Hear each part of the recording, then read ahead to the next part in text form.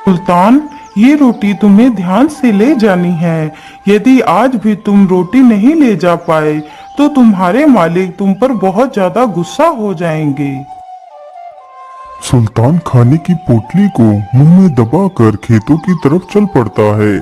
सुल्तान एक बहुत ही वफादार कुत्ता था, लेकिन अब वह बूढ़ा हो चुका था, जिसकी वजह से अब वह किसी भी जानवर से लड़ नहीं सकता था।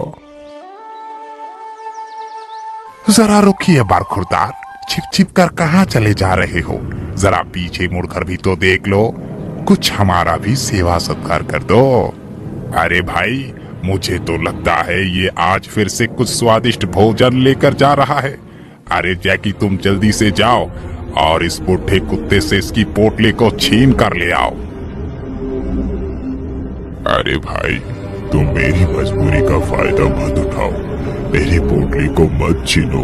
यदि आज तुमने मेरी पोटली को छीन लिया तो मेरा मालिक बहुत ज्यादा गुस्सा करेगा, वो मुझे अपने घर से बाहर निकाल देगा।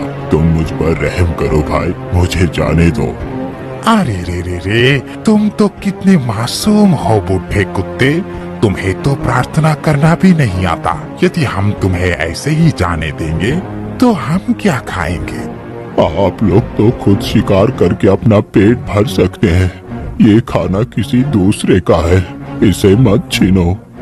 तो चुपचाप इस पोटली को यहाँ पर रखकर चला जा, नहीं तो हम तुझे मार मार कर अधमरा कर देंगे। इतना कहकर तीनों सियार गुस्से में सुल्तान की तरफ बढ़ते हैं और सुल्तान के ऊपर टूट पड़ते हैं। फिर उसकी खाने की पोटली को छीन लेते हैं और वहां से चले जाते हैं। बेचारा सुल्तान घायल हो जाता है। जैसे तैसे बेचारा उठता है। हे भगवान, आज फिर से उन दुष्ट सियारों ने मेरा भोजन छीन लिया। अब मैं क्या करूं? यदि मैं फिर से बिना भोजन लिए मालिक के पास गया तो पता नहीं मेरा क्या होगा, लेकिन और कहीं मैं जा भी नहीं सकता, मुझे मालिक के पास ही चलना होगा। इतना सोचकर सुल्तान घायल अवस्था में ही अपने मालिक के पास पहुंच जाता है। कुत्ते की हालत को देखकर सेठ समझ जाता है कि आज फिर सुल्तान ने उसका खाना खो दिया है।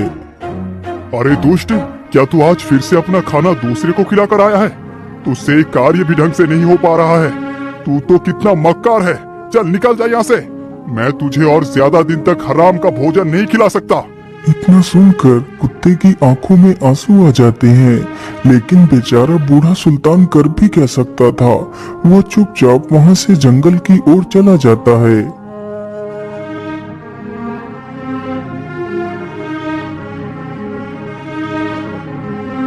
अजी, क्या हुआ?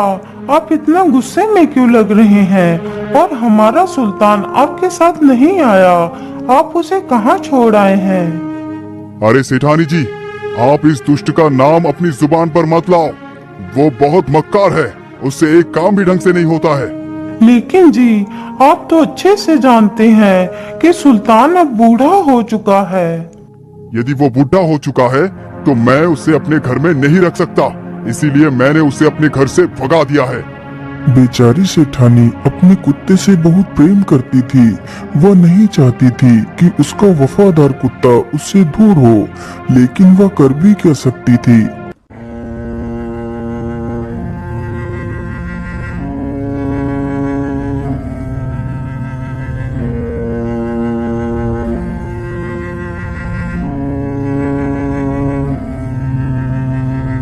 बेचारी सेठानी रात भर उस सुल्तान के बारे में ही सोचती रहती है।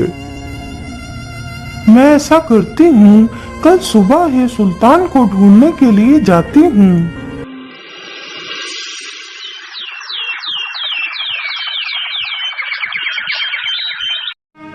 अगली सुबह ही सेठानी कुत्ते को ढूंढने के लिए निकल पड़ती है।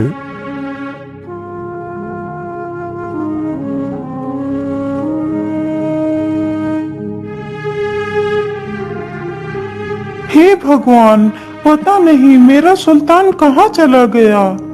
तभी सेठानी की नजर एक पेड़ पर पड़ती है। उसी पेड़ के नीचे सुल्तान बैठकर रो रहा था।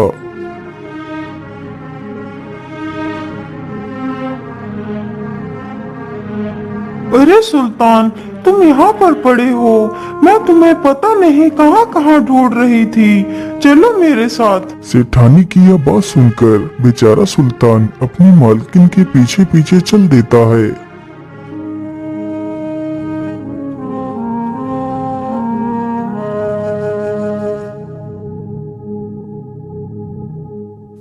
अरे दुष्ट, तू फिर से आ गया।